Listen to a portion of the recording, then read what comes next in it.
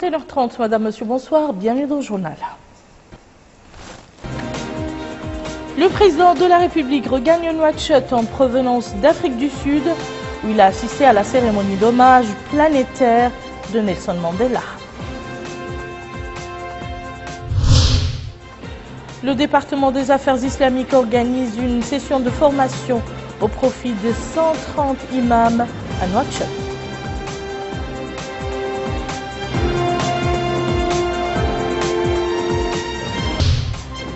L'inauguration de 2 centres de santé à Riyad et El-Mina en vue de faciliter l'accès aux soins au profit des habitants de ces Muqata'a.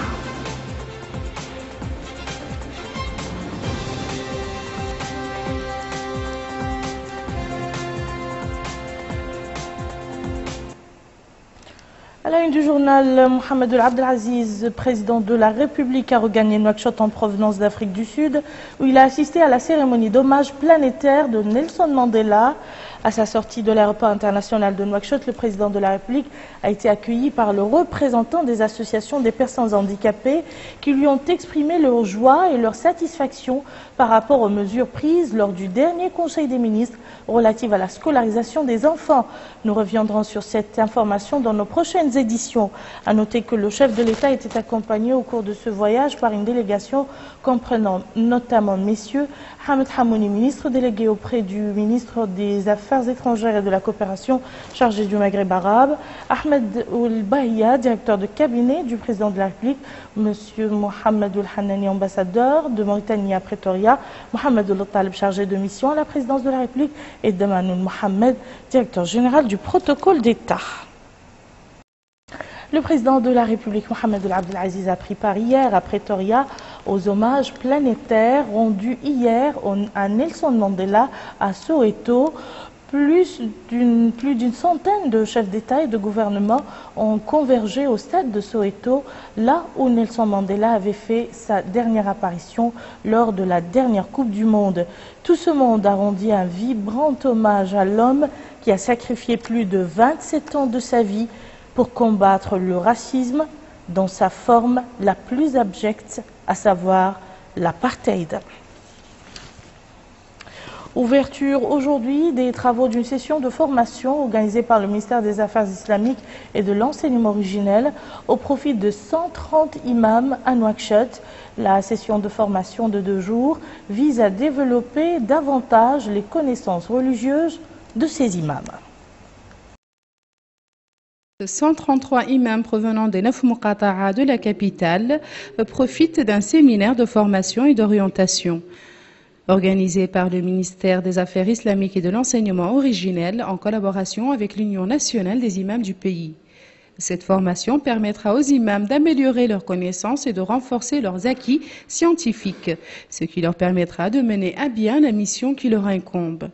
Dans un mot prononcé pour la circonstance, le ministre des Affaires islamiques et de l'enseignement originel, M.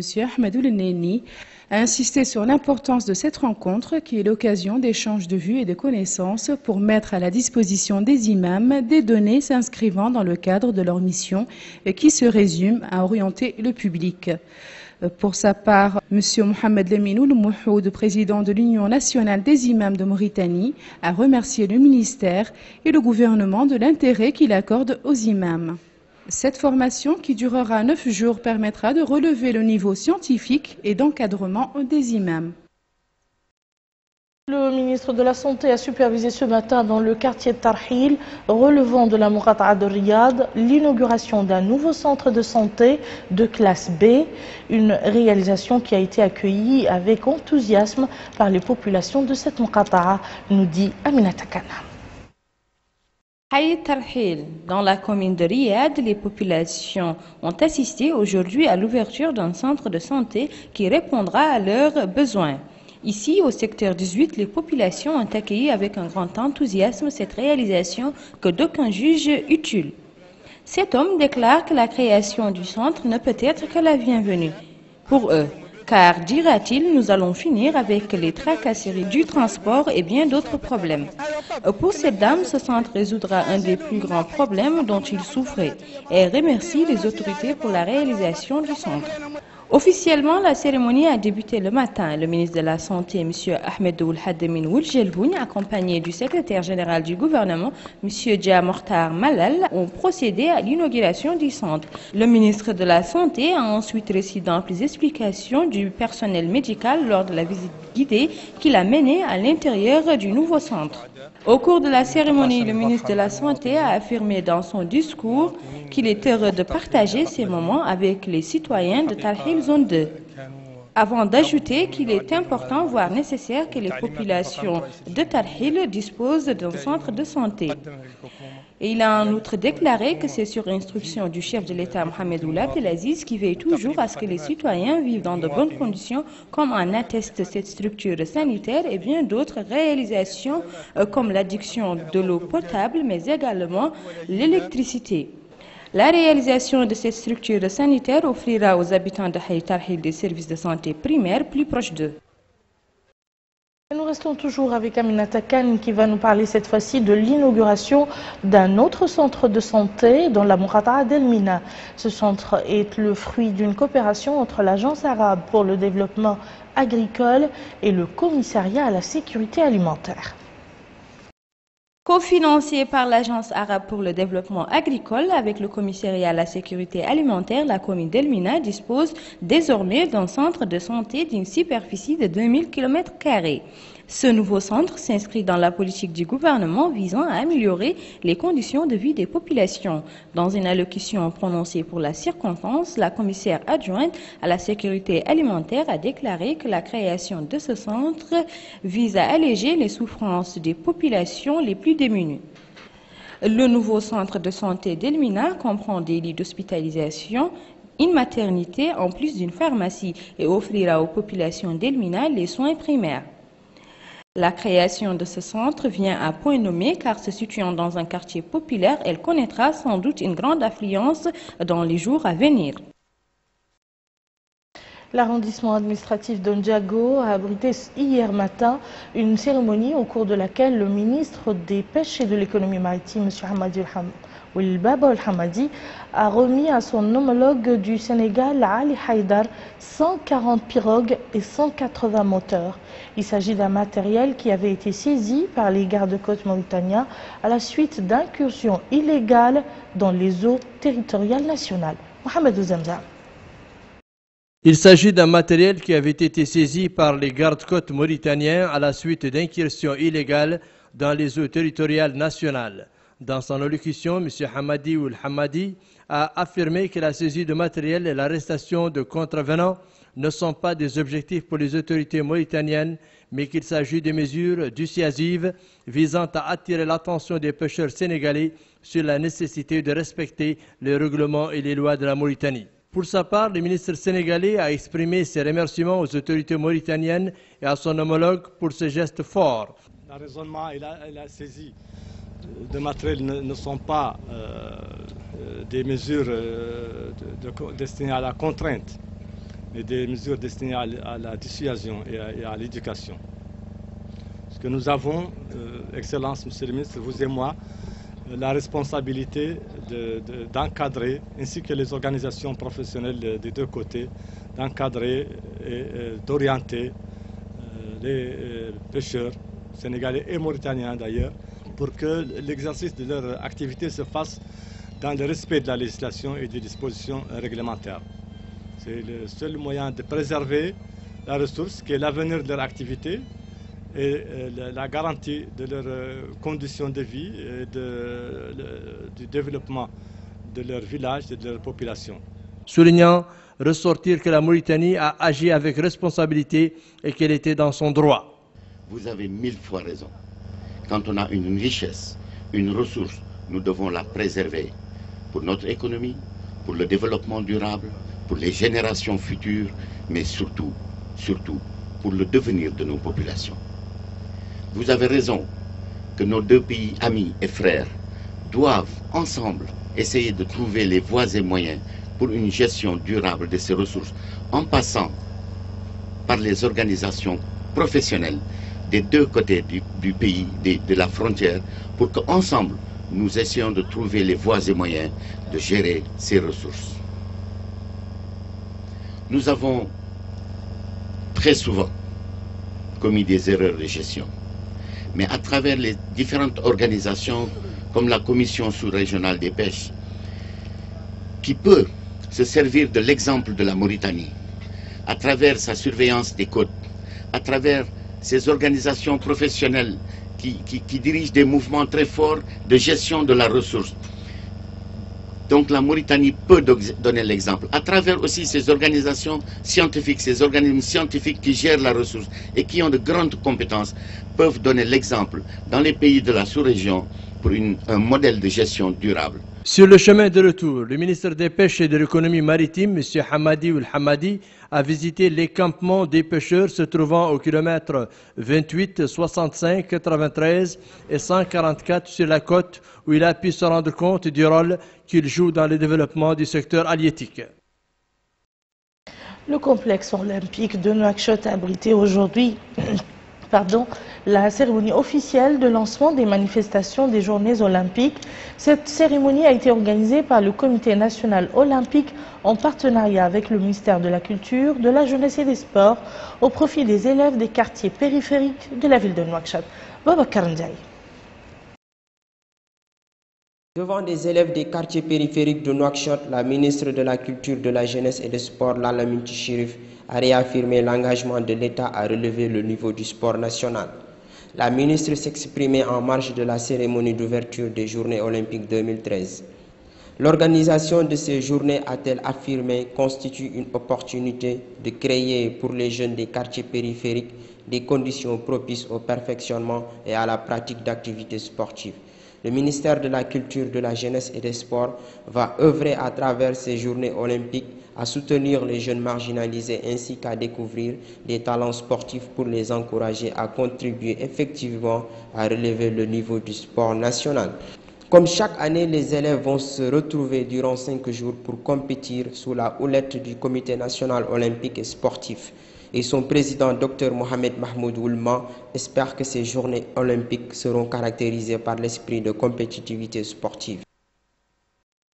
Le ministre de l'Environnement et du Développement durable, Hamedi Camara, a présidé hier dans la localité d'El Haddad, située à 70 km au sud-est de Kaïdi, une réunion d'évaluation, d'information, de coordination et de sensibilisation aux gorgoles relative à la campagne nationale de lutte contre les feux de brousse.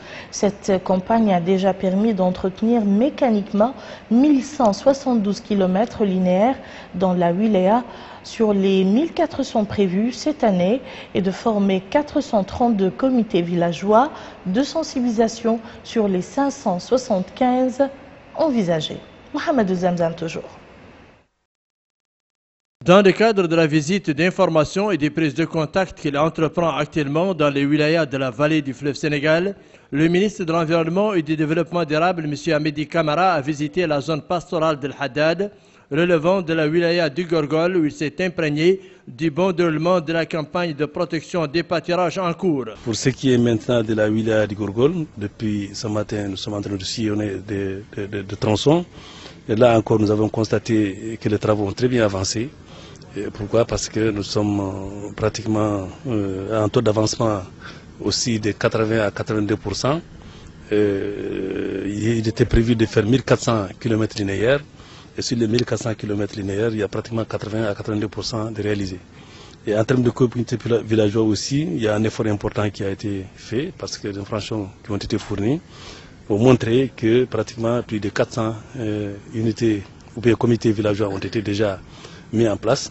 Et je tiens toujours à dire, à faire un appel à l'ensemble des populations de cette wilaya, agro-silvopastorale, comme quoi elle doit faire vraiment beaucoup plus de vigilance pour qu'il y ait moins de feux de brousse.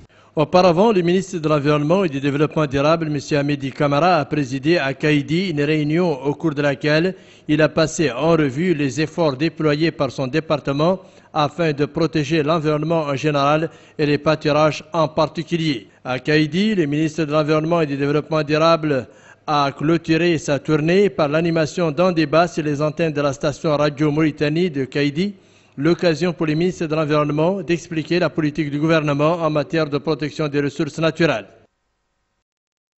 La ministre de l'Emploi, de la formation professionnelle et des nouvelles technologies a supervisé ce matin l'ouverture d'un atelier de formation, le deuxième du genre, sur la sécurisation des systèmes informatiques. Cette formation vise à trouver des solutions appropriées pour des problèmes et handicaps affectant le système informatique. Abdelrahman Hamad. MNAC, défendez-la. Tel est le thème de cet atelier d'information organisé par le Centre de distribution des outils informatiques CDI en partenariat avec la société Kaspersky spécialisée dans la sécurité des informations et des réseaux sous la supervision du département de l'emploi, de la formation professionnelle et des technologies des médias et des communications. Objectif, aider les institutions publiques et privées à choisir des solutions idoines pour protéger leurs informations contre les virus et les dangers y afférents. Ouvrant les travaux de cet atelier, la ministre de l'Emploi, de la formation professionnelle et des technologies nouvelles, Mme Fatima Toumed Habib, a passé en revue les efforts menés par l'État pour sécuriser les informations à travers notamment le renforcement de l'arsenal juridique par une loi sécurisant les systèmes informatiques.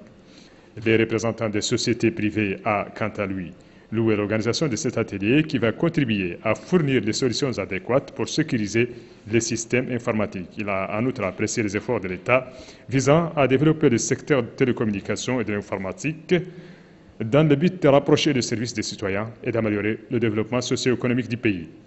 Les participants à cet atelier ont suivi plusieurs exposés portant dans leur ensemble sur les problèmes qui entravent la performance de systèmes informatiques, ainsi que les solutions proposées par Kaspersky pour sécuriser les informations. Ouverture aujourd'hui à Nouakchott d'un atelier inaugurant le projet de renforcement de capacité des groupements coopératifs face aux effets néfastes de l'environnement et l'insécurité alimentaire. Ce projet s'attelle à renforcer la capacité des populations à s'adapter au changement climatique, notamment la dégradation des sols et la désertification. Salim Mejbour Salem. La rencontre s'insère dans le cadre des efforts déployés par le gouvernement avec l'aide de ses partenaires en vue d'améliorer les conditions de vie des populations. Sont notamment ciblées les populations les plus directement exposées aux effets néfastes des changements climatiques. Cela concerne les communautés de Wilaya, du Trarza, de Dehod, du Gorgol, d'Ibrakna, Guidimara, Tagan et de l'Assaba. Les communautés identifiées bénéficient d'un fonds dit d'adaptation au changement climatique d'un montant de 7 803 605 $ américains. Il s'agit d'une assistance au dit programme alimentaire mondial, le PAM. Son intervention a été soulignée par le secrétaire général du ministère de l'Environnement et du Développement durable à la cérémonie d'ouverture de la rencontre, M. Mohamed Abdullahi Salem Oulahmedoua. Le secrétaire général devait à cette occasion rappeler les différentes stratégies mises en œuvre par le gouvernement sous l'impulsion du président de la République, M. Mohamed Ould Abdel Aziz, pour permettre aux populations en zone difficile de s'adapter à un environnement changeant du fait des aléas climatiques. Le secrétaire général remerciera le PAM pour ce soutien. Le PAM, dont le représentant et le coordonnateur du programme ont relevé la particularité des communautés bénéficiaires. C'est une initiative qui a commencé depuis 2 à 3 ans à œuvrer pour se concrétiser aujourd'hui. Elle vise, entre autres, un ensemble d'éléments qui nous semblent importants pour endiguer les effets de face des changements climatiques, à savoir tout d'abord le renforcement du dispositif technique du ministère de l'Environnement pour être en mesure de comprendre la problématique et de la faire comprendre aux autres. Les 3/4 du territoire de la Mauritanie sont occupés par le désert. Et seulement une faible proportion des terres sont arables. La Mauritanie est également un des pays les plus durement frappés par les sécheresses successives au cours des 30 dernières années. Le mot changement climatique revient souvent à la bouche, suscite des débats avec toutes les incertitudes scientifiques que cela comporte. Une chose est sûre, c'est qu'il est là, le changement climatique. La mise en œuvre du programme prévoit entre autres mesures la fourniture des produits alimentaires, l'encadrement des communautés en structure homogène suivant leur paysages, leur écosystème et leurs conditions de vie. Il est également prévu de lutter contre la désertification par la plantation d'arbres et la construction de digues et diguettes pour la rétention d'eau. Actualité des partis politiques à présent. La coordination de l'opposition démocratique a organisé aujourd'hui une conférence de presse pour demander aux autorités d'annuler les élections législatives et municipales du 23 novembre et d'organiser de nouvelles élections où les critères de transparence et d'équité seront observés. Le chef de l'opposition démocratique, M. Ahmed Ould-Daddah, président du parti RFD, a insisté sur la nécessité d'organiser de nouvelles élections pour permettre à toutes les formations politiques de participer, ce qui va donner plus de crédibilité au prochain Parlement. À leur tour, d'autres formations politiques qui ont participé aux dernières échéances électorales ont organisé hier soir une conférence de presse pour faire part de leur point de vue par rapport aux dernières élections législatives municipales.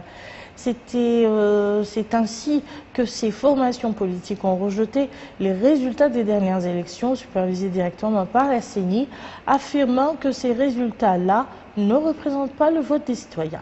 Les présidents de ces formations politiques ont suggéré l'annulation des dernières élections et l'organisation de nouvelles élections en vue de sortir notre pays de l'impasse politique dans lequel il se trouve. Ils ont aussi appelé à la dissolution de la CENI qui, selon eux, a échoué dans sa mission. Ainsi donc prend fin ce journal. Tout de suite, le rappel des titres.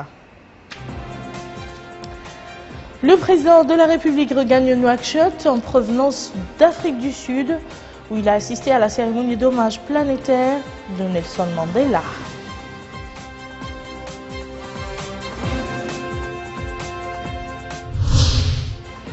Le département des affaires islamiques organise une session de formation au profit de 130 imams à Nouakchott.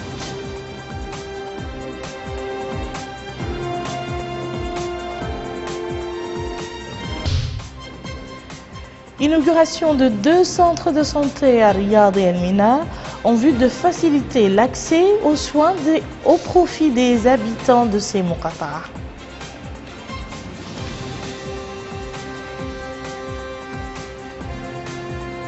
Merci, madame, monsieur, de nous avoir suivis. À demain. Bihawlillahi wa quwwatihi.